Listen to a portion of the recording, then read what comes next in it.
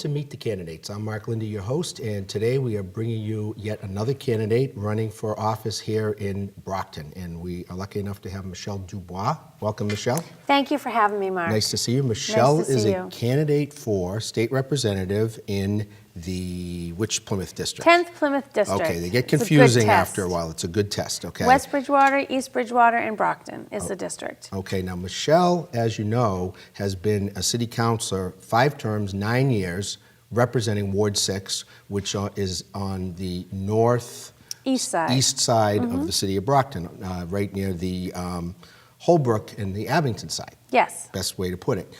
Michelle, you've worked tirelessly for your whole term. I remember back in the day when you were fighting residents against the trash transfer station. Yes, fighting with them. Fighting with the residents to make sure the bad guys didn't come to the city. And you've been Exactly. fighting ever since. So now you're taking your fight to a whole different level.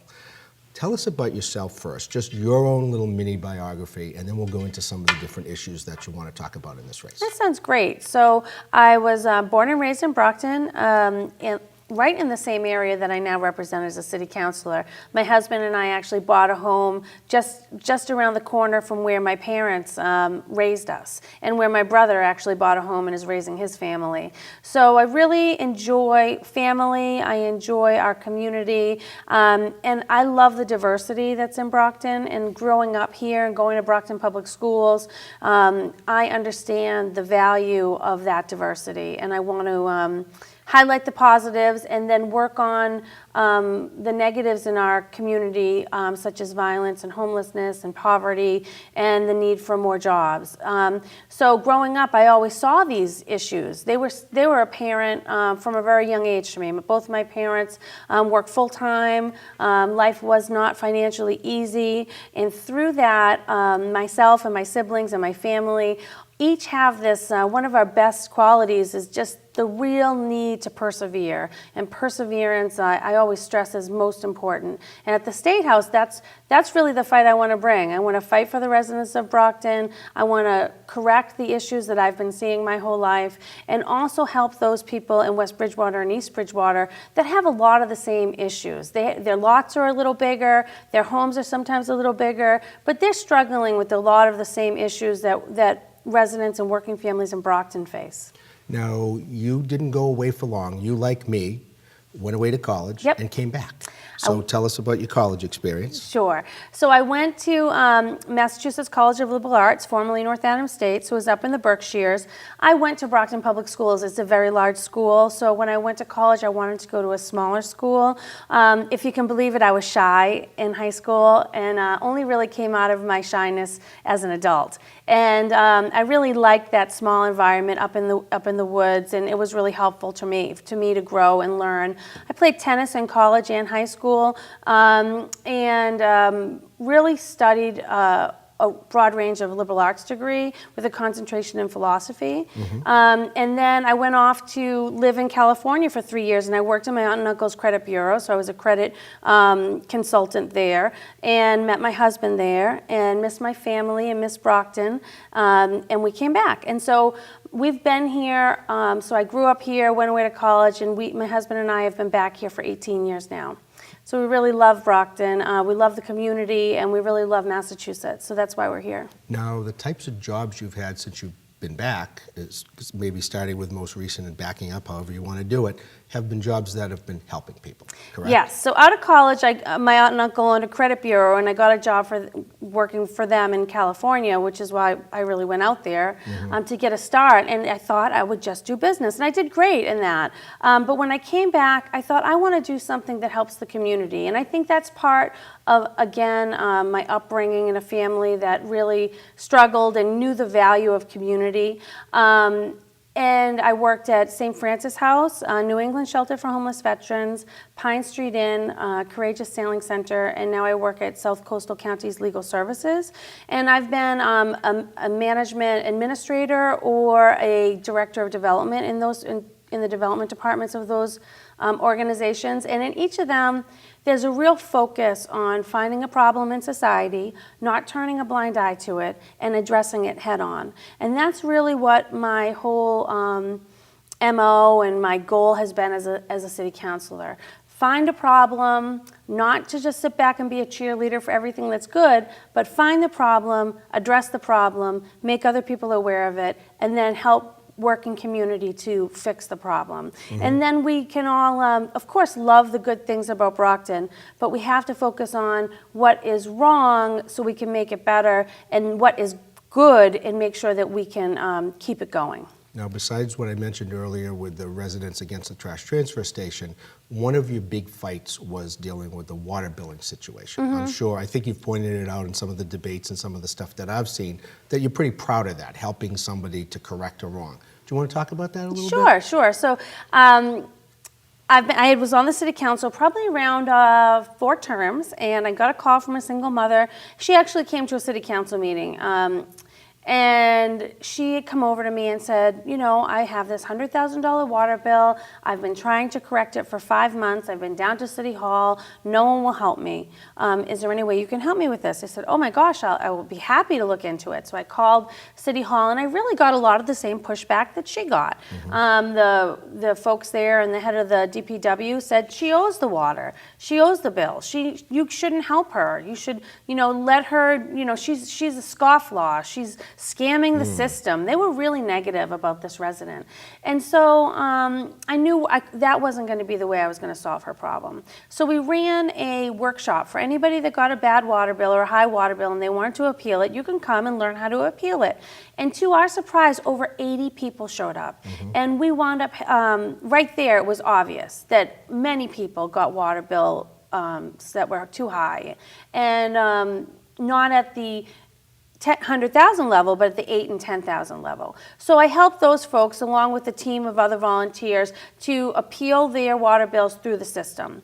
I made sure that the system was more open, because at the time the departments weren't telling residents how they could exactly appeal their water bill. So that was the first fight. I got the city to do that. And then personally, I went with, more than 20 residents to meetings with the DPW where they were trying to appeal their bill. They had to have these one-on-one meetings, and on many occasions really helped elderly senior citizens who weren't really capable of navigating that high bureaucracy on their own to really get their water bills corrected. And so that was the first attempt, and I really thought that $100,000 water bill would be corrected there. But the city was really belligerent, and so they leaned it onto her property tax. And as that was happening, the city council called for an independent audit of the water department and the water billing. That independent audit found over 80 failings of the system that we forced them to correct, and I drafted more protective consumer protection ordinances that the city council passed into law so this couldn't happen again. And this whole time, her water bill had been leaned onto her property tax, which put her house in jeopardy. I took a day off from work and we went to the State Appellate Tax Board for the hearing, and as we were walking in, the city offered her a $3,000 settlement, which she took. She had been fighting this for 2 years. She had been fighting it, and I had been fighting it. And if we didn't have each other doing this with one another, I don't know if she would have gotten justice, and I know she says she wouldn't. So this is what I like to do. Like I said before, if there's a problem, if there's an issue, if there's a injustice, I think, again, it was my upbringing, have this drive to really make right what is being wrong. So I like the quote, no one's free when others are oppressed, and we really need to work to help people to maximize their full potential. I don't know if you can talk about this or not, but you've also been on the forefront of fighting the proposed power plant. Yes, okay? so I'm against that. I know you're against it. You can't really say too much because of the lawsuit, I assume. Am I correct? Well, I can say some things. I can say that I have been on the city council maybe just one term when I heard wind of this gas-fired power plant that they wanted to bring to Brockton. I did due diligence. I went to all the hearings. I testified against the power plant, and it was all based on health and safety concerns. Where they wanted to place this power plant is right nestled in more or less a residential community that has this spot zone of industrial, and it was very bad zoning. Brockton's replete with bad zoning map. requirements, and where industrial is can be right up against a single-family home district. It's really silly. So they wanted to put in this area, and to make matters worse, it was on top of West Bridgewater's drinking water supply.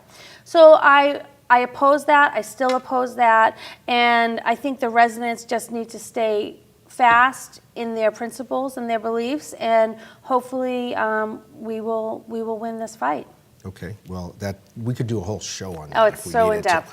Now, looking at your very attractive-looking literature, the red, white, and blue. Thank you. You have actual. You go to some websites for some candidates, and there's no substance. There's no anything about the issues. I mean, I've seen different websites for different races Sure. and different campaigns, and there's nothing there. There's the bio. There's how to contact them. There's how to give money. You actually have on the flyers and on the website priorities that you want to address as a state rep. Yep. And the way I summed them up in one word, and we can talk about each one of them: schools, policing, housing, community colleges, roads, water, and parks. That's what I took out of the 5 little mini sentences. So is there anything that's your specific focus, that's your number one issue that you want to tackle as a state rep, or what they're telling you, you're knocking door to door, talking to people? What is the big issue out there in this race? Well, education is key for so many people. Not only education as a young child, which is so important, but also after high school, college, making sure college is affordable, making sure that college is accessible, and then workforce development for people that maybe didn't go to college and they just need to learn a craft or a skill. So my goal, I believe firmly that education is the solution to so many of our problems in society, and specifically to Brockton, where we have a high unemployment rate. So we really need to make the community colleges, which they seem right on the cutting edge with, provide more workforce development skills to people. There's a recent study that came out that said there are going to be hundreds of thousands of new jobs opening up in Massachusetts, and it's just that our workforce isn't trained for the jobs that will be coming down the pike. And I don't know about you, but my electrician is 72 years old. So when you're looking at this, and he's been able to raise a family, have vacations, send his kids to colleges, it's a good profession. You don't need to go to college for it, and we really need to be training more people to be able to access that job that makes them self-sustaining members of society. And that's what it's all about. I think government has a role to play, and that role is to make sure that it's fair and that people are ready for the jobs of the future if they want to be. We have a public school system for that. And if we're not serving those needs, then we're really failing our whole community. And it's cities like Brockton that get left behind, because a lot of times we have students that are struggling with multiple languages or problems in the home, or just, there's no embarrassment in just being poor. I grew up in a family, we weren't rich. And I have great siblings. They've all turned out great. And there's no shame in it. But it does mean that we have to focus on the issues and make sure that those children aren't left behind, and those adults too. Now, you and I got an opportunity recently to go on a bus tour. Yes. To look at the conditions of the city schools in Brockton and what their needs were. And we were fortunate enough halfway through the trip to be joined by our United States Senator, who got a chance to see things firsthand and see how he could help us. Charter schools was brought up, okay? You've talked education quite a bit. That was my issue two years ago, because being on a school committee, it's a big issue. But you live it. I mean, you went to what you said, the former North Adams State, which is a state school. State school. Okay. I teach at Massasoit Community College, and I'm involved with Southeastern Voc Tech. My sister started out at Massasoit, then went off to Bentley. Yep. There you go. And so did Christine Canavan, who you're trying to succeed. She was a proud Massasoit graduate. What do you think? They're going to come back at the legislature, and should you be elected, you'll get to deal with this issue, to change the rules, to change the cap on charter schools. What do you think about that? I think I really like charter schools when they are addressing children that are being left behind. So children that have dropped out of schools, or children that need a special service that the public schools just can't provide. So I support charter schools in those instances. I don't support a blanket charter school we should just welcome everything. So I would have to look into the exact details more specifically, but as just a broad approach, that's how I feel about it. I think charter schools are best when they are targeted at students that otherwise aren't getting the services they need from public schools. And then that's a short-term solution for me. The long-term solution is making sure our public school system can serve every child. And that is, if we could do that, then a lot of the charter schools that we need now, we wouldn't need in the future. So I think that I have a kind of middle-of-the-road approach to charter schools. Now, education funding is probably going to come up as well. The Education Reform Act of 1993 was the last time the legislature and the Commonwealth really dealt with any fundamental changes. That all came out of lawsuits that came right out of Brockton. Yes. It goes all the way, it had 3 different names, that's how long it went, okay? So the formula could get where you have 351 communities in Massachusetts. You have there were 40 cities originally, now there's 51 because some town governments have formed a city form of government. Sure. So I think it's up to like 51 cities in quotes. The formulas are different. Brockton is favored, but Brockton has more poor and disadvantaged and students on free or reduced lunch. You're going to be dealing with Brockton, the whole town of West Bridgewater, and then that one precinct, that one little precinct in East Bridgewater, where you might get different pulls from that constituency that want to say, oh, let's make it a little bit more even. How would you address that? How do you keep everybody happy? Well, I guess that's the definition of what even is, right? So for me, I would look at student achievement.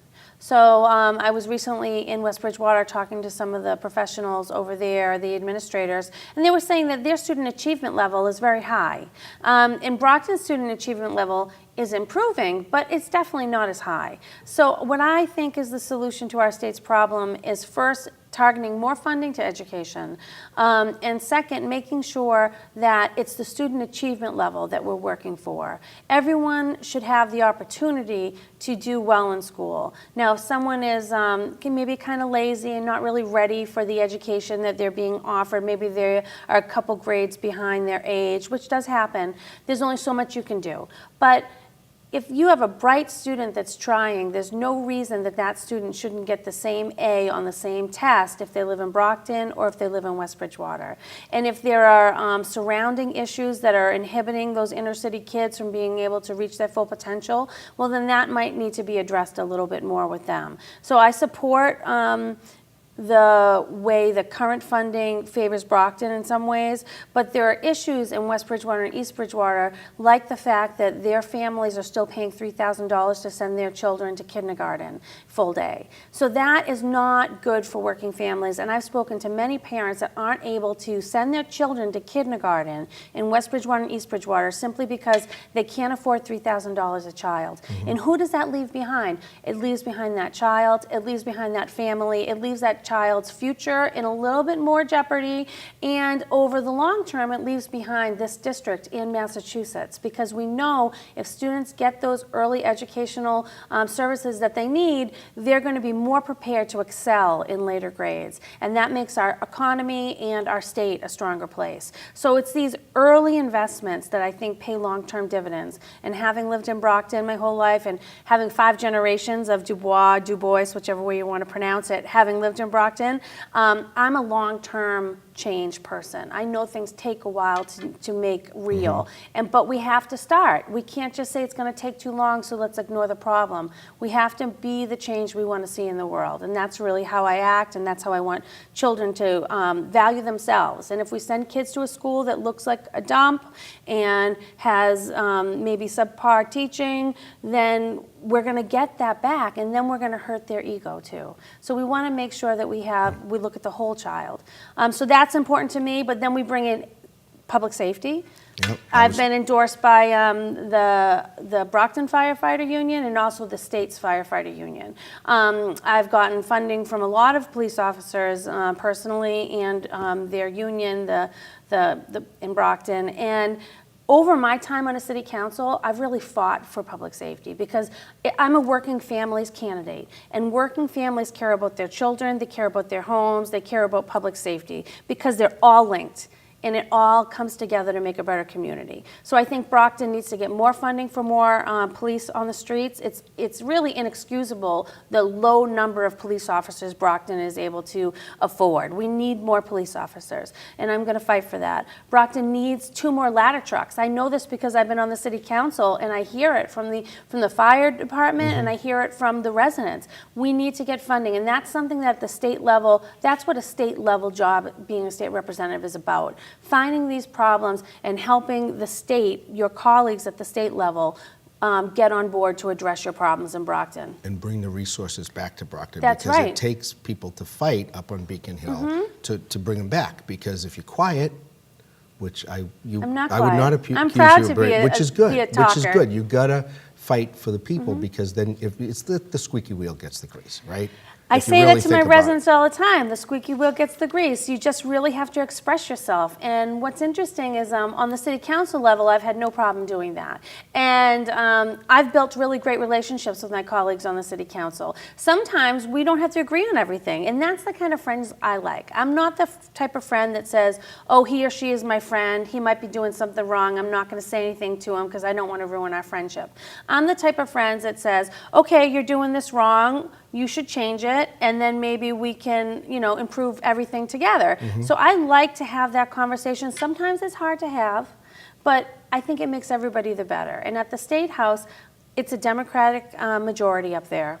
And I'll be working within the Democratic Party to really push progressive and really fair legislation that really protects the people of Brockton, West Bridgewater, and East Bridgewater. Because East Bridgewater and West Bridgewater, some people in Brockton think, oh, they're so privileged. They're dealing with so many of the same issues. They breathe the same air we breathe, the same people go in and out of their towns, and a lot of times they're also forgotten at the State House. So we're really a team, just like the state legislatures from Brockton, East Bridgewater, and West Bridgewater. I plan on working with all of them as a team to make our South Coast and our section of South Coast as best as it can be. So that's really my plan. Now, in your race, in the primary and even now in the general, taxes have been an issue. Yes. Okay? Tell people from your point of view, not an opponent putting words in your mouth, Sure. what your position is on taxes, or how do you feel about taxes and how should taxes be implemented? Oh, Obviously, great. it's on a state level versus a city level where the state income tax is set at a certain rate, but you need money to pay for those programs too. So I think you've taken a lot of comments and criticism about your position. Tell us in your own words. Sure. It's very easy for people to sit back and say, I don't want any taxes at all. If we had no taxes, there would be no police officers. There would be no public education. If someone got raped or murdered, nobody would be there to help that person. If someone lost their job, there would be no unemployment. The government helps society in a lot of ways. I'm the first one to say that. And I'm also the first one to hold government accountable. And that water billing fiasco, when residents and ratepayers were being treated inappropriately, I came to their aid and I solved that problem because government has to regulate itself and make sure that it never becomes wasteful. And that is the nature of bureaucracy. So you really have to get into the bureaucracy and make sure every day, every month, every year that you're looking at how government may or may not be misallocating funds. So you want to correct those problems. So in Massachusetts, here's something that I tell people at the door, and everybody is amazed. In Massachusetts, if you make more than $250,000 a year, you're paying 6% of your income to taxes on average. If you make less than $250,000, which most people in Brockton, West Bridgewater, East Bridgewater do, I sure do. My whole family does if we add up my husband and my salary. That $250,000 is a lot of money. If you make less than $250,000, you're paying 10% of your income to taxes. So that means people making less money are paying a higher percent to the government. So when my opponents are talking about taxation here in our district, most people that live in our district make less than $250,000 a year. My goal at the State House is to get up there and balance that equation. I want to cut the loopholes for the wealthy. My opponent does not want to do that. I want to make sure that if someone making more than $250,000 is getting a tax break that they don't need, that needs to go away. Why?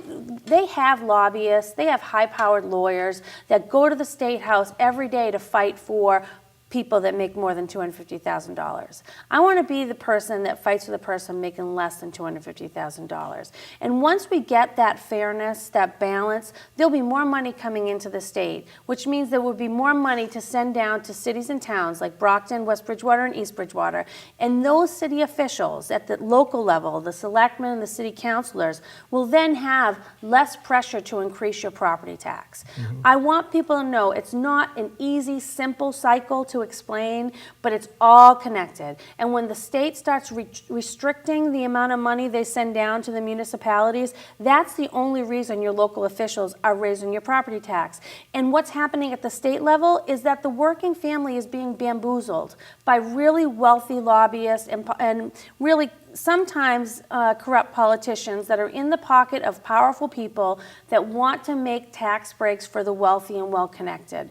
And in me, you're going to get an advocate that's fighting for the working person, that's not going to just turn away all taxes, but is going to fight for you and make sure that those taxes become even more fair. And as an example, let's talk about the meals tax. As a city councilor, I wholeheartedly supported the meals tax coming to Brockton. And in the last 3 years, that's averted $3 million that would have been placed on the backs of the single-family homeowners to pay for police and fire, that instead has been pennies on the dollar to the whole community. People live in Easton, renters, homeowners. Everybody that eats here pays a couple pennies, and that's added up to $3 million. And kids would have been walking to school because part of the money was used to send kids to school. Yep, kids would have been walking to school. We would have cut the transportation and they would have walked further away. So I got the 5-minute queue. I think we might be down to about 3. Great. What am I at, Patrick? 3, okay. I want to give you the opportunity. We could have talked about 20 more issues. We sure could have. Sell yourself. Look right in the camera. Tell the viewers why they should elect Michelle DuBois as the next state rep. Thanks for having me. So I'm so happy to be here with you this evening and grateful for the opportunity to come into your home and talk to you about just really quality of life issues. At the state level, a state representative really is supposed to look out for the person that elects them to that office. And as a city councilor, I have proven that I will do that, that I have done that for many, many, many years. And at the State House, I'm ready. I'm ready to lead. I'm ready to fight for you. My priorities are not just education. It's public safety. It's workforce development. It's making sure our roads and our infrastructure get repaved and repaired, and to really make sure that government is accountable to the people. As a city councilor, I made sure that the budget, the meetings and agendas for every city board were posted online. At the State House, I'm going to fight for open government. It's really a high priority for me. And together we'll be able to achieve that, and we'll be able to achieve that if you vote for me on November 4th. I grew up in Brockton. I care about this district. I'm married to my husband, Adam. We've been together 18 years. And really, the only reason I'm running for office is to improve the quality of life for my hometown and for the community around me. My sister-in-law is from West Bridgewater. I have so many friends and family that live in West and East Bridgewater. And this whole community is similar, from the north side of Brockton all the way over into West and East Bridgewater. A lot of single-family homes, a lot of people struggling to raise their families and make sure that their children can grow up in a healthy place where they can go to college or get a job that's going to sustain them. And those are the bread and butter issues that are really most important to me. So the economy, housing, making sure that we crack down on absentee landlords that really cause a lot of problems in the city, and really making sure that Brockton, West Bridgewater, and East Bridgewater are the best communities that they can be. I'm your advocate. I want to be your voice at the State House, and I ask that you elect me on November 4th to be your state representative. Thank you. Thank you, Michelle. Real quick, they gave me the 30-second phone number to get involved on website, just real quick. Okay, so electmichelledubois.com, so MICHELLEDUBOIS.com, so that's that. And then my number is 774-274-1344. That's my cell phone, 774-274-1344. Thank you. Thanks, Michelle, and thank you to the viewers of this program, which is Meet the Candidates. Make sure you exercise your right and go out and vote in this election. It's probably one of the most important elections we'll ever have, and I thank Michelle for coming on. Thank you very much. Okay.